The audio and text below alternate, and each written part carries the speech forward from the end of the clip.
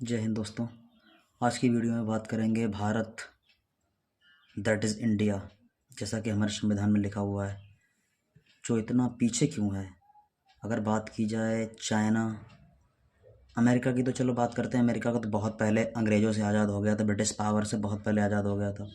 पर बात करी जाए चाइना की, चाइना को एशिया का मरीज कहा जाता था और चाइना ने आज अपने आप को इतना डेवलप किया कि वो वर्ल्ड में खुद को सुपर पावर के तौर पे रिप्रेजेंट कर रहा है। हालांकि अगर बात की जाए 20वीं सेंचुरी की, तो वर्ल्ड में दो ही सुपर पावर एग्जिस्ट करती थी, एक थी अमेरिका और दूसरा था रशिया।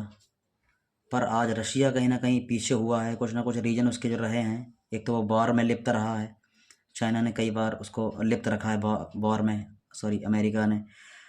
पर चाइना इतना आगे कैसे निकल के आया है? चाइना के आगे निकल का जो रीजन है, वो जो मेनली जो एक जो इकोनॉमिस्ट हैं, जो अर्थशास्त्री बताते हैं, वो ये है कि चाइना एक ऐसी कंट्री है जिसमें मोस्टली 50% से ज़्यादा लोग एथीस्ट हैं, number one. Number two, China का कोई भी नेशनल रिलीजन है ही नहीं। और एक ऐसी कंट्री, उसको डेवलपमेंट करना बहुत मुश्किल होता है जिसमें ज़्यादा से ज़्यादा रिलीजन हो और उन रिलीजन को ज़्यादा से ज़्यादा कास्ट में डिवाइड किया गया हो। इंडिया के साथ यही एक बहुत बड़ा नेगेटिव पॉइंट है कि इंडिया एक बहुत बड़ा एक रिलीजन वाली कंट्री है। सारे रिलीजन है इसमें, क्योंकि एक सेकुलर कंट्री है तो सारे रिलीजन है लगभग दुनिया भर के इसमें।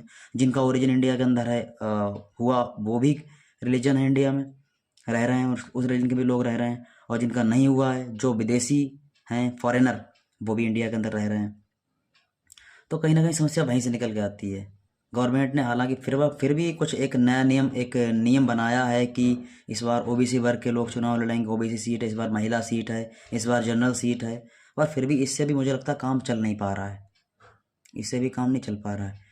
गवर्नमेंट को हर एक तबके के व्यक्ति को आगे बढ़ाने के लिए गवर्नमेंट को ये करना पड़ेगा कहीं ना कहीं कि हर एक, जो चाहे ओबीसी की कास्ट हो, चाहे जनरल की कास्ट हो, चाहे एससी हो, चाहे एसटी हो, हर एक कास्ट के व्यक्ति को कहीं ना कहीं उस क्षेत्र का विधायक, गांव है तो प्रधान, उससे ऊपर जिला साइड में अगर जिले की बात हो रही तो एमपी बनाना पड़ेगा, जिससे वो अपने समाज के, अपने वर्ग के लिए काम कर पाए।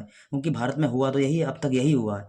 हर व्यक्ति जो पॉलिटिक्स में आया है, जिसके हाथ में पावर आई, जो जिसके हाथ में सत्ता आई है, वो व्यक्ति ने अपने ही समाज के लिए काम किया है। आज कई सरकारें, यूपी में मैं नाम नहीं लेना चाहूँगा, ऐसी सरकारें हैं जिन्होंने अपने वर्ग के लोगों को उठा के बहुत ऊपर तक पहुंचा दिया है। इतना ऊंचाई पहुंचा दिया है कि आप अगर देखोगे, डाटा निकालोगे, तो समझोगे कि ये लोग कहाँ रंक से राजा बना दिए गए।